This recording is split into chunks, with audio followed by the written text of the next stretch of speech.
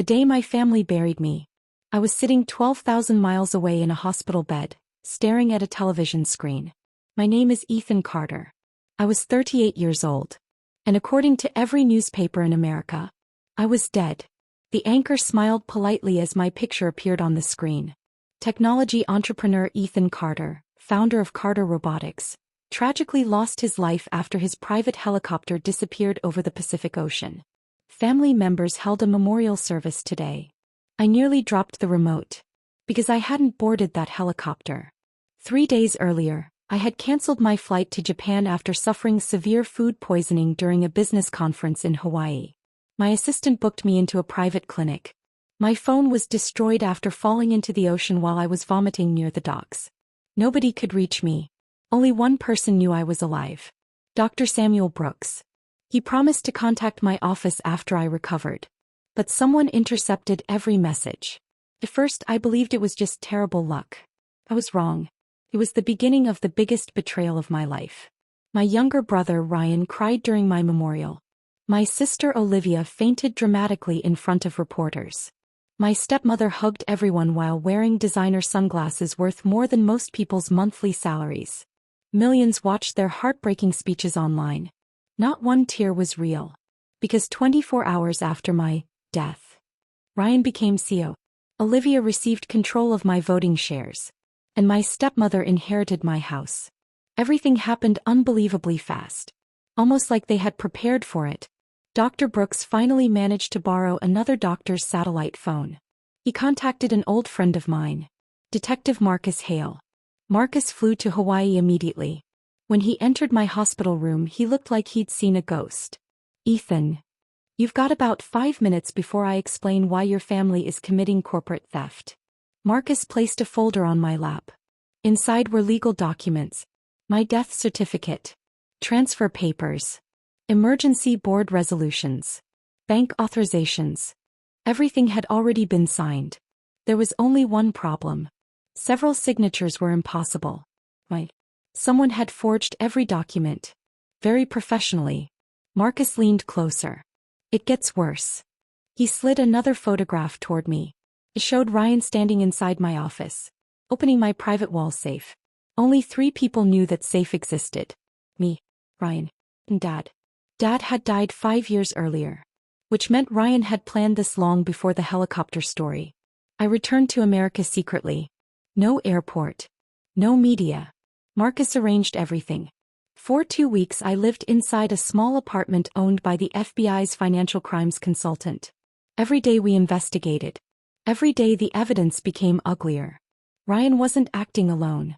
Olivia had transferred millions into shell companies. My stepmother sold family properties far below market value. The buyers? Companies they secretly owned. They were draining everything before anyone discovered the truth. Then Marcus uncovered the real shock. The helicopter hadn't crashed accidentally. Someone had paid a mechanic to tamper with the fuel monitoring system. The pilot noticed the malfunction before takeoff. He refused to fly. The trip was cancelled. But because I never arrived at the airport, everyone assumed I had boarded another helicopter. The fake disappearance was almost too perfect. Someone had expected me to die. When I didn't. They simply declared me dead anyway. Marcus asked the question nobody wanted answered. When did your family first know you cancelled your flight? I froze. Only one person knew. Ryan. He had called me that morning. He insisted I should still travel despite feeling sick. Now it made sense. He expected me to board anyway. 3 weeks later, Carter Robotics announced its annual Innovation Gala. Every investor, every executive, every journalist in Silicon Valley would attend. Ryan planned to reveal himself as the company's permanent CEO.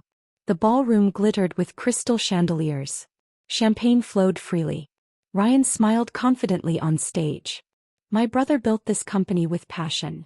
He paused dramatically. I promised to honor his legacy. Everyone applauded. Then the ballroom doors opened. The applause stopped instantly. I walked inside wearing the same navy blue suit from the day they declared me dead. One woman screamed. Several champagne glasses shattered. Ryan's face lost every drop of color. Olivia whispered only 2 words. Impossible. Reporters rushed toward me. Cameras flashed non-stop. Ryan tried smiling. Ethan. This must be some misunderstanding. I looked directly into the television cameras. No misunderstanding. I'm very much alive.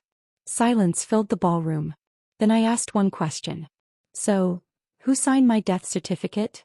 Nobody moved. Ryan finally recovered. He laughed nervously. This is wonderful. My brother survived. He opened his arms for a hug. I stepped backward.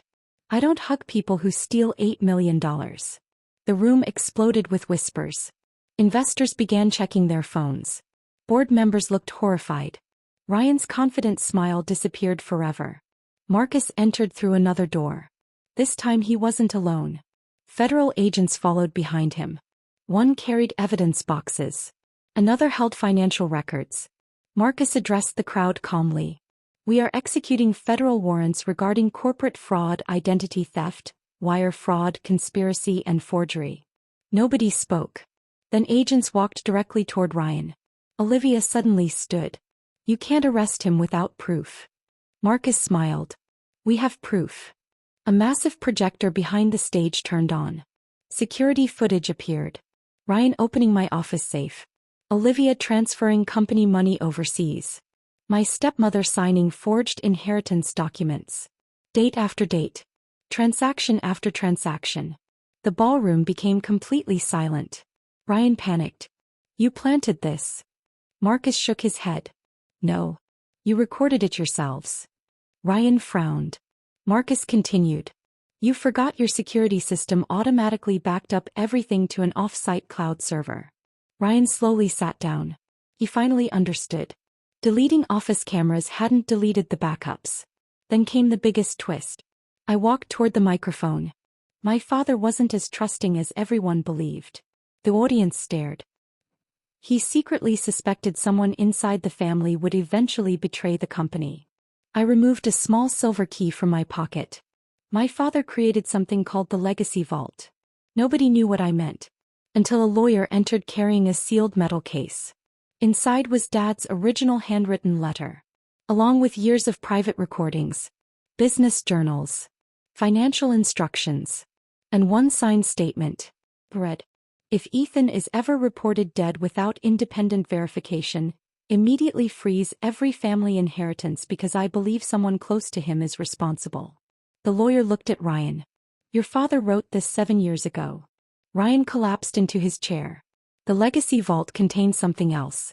Every family member's secret profit-sharing agreement. Dad had quietly inserted one hidden clause. Anyone convicted of fraud against another family member automatically forfeited every inheritance dollar. Everything. Homes. Trust funds. Investments. Vacation properties. All gone. Legally. Irrevocably. Ryan whispered. He planned for this. 6 months later. Ryan accepted a plea deal and received 12 years in federal prison. Olivia lost her accounting license permanently. My stepmother declared bankruptcy after every fraudulent asset was seized. Carter Robotics recovered every stolen dollar. Our stock price actually increased because investors praised the transparency. People still ask whether I hated my family. The answer surprises them. Well, hatred gives betrayers power. Justice takes it away. Every year I visit my father's grave. I place fresh flowers beside the stone. Then I smile. Because the man everyone underestimated won the final battle years after he was gone. And the family who buried me alive ended up burying their own future instead.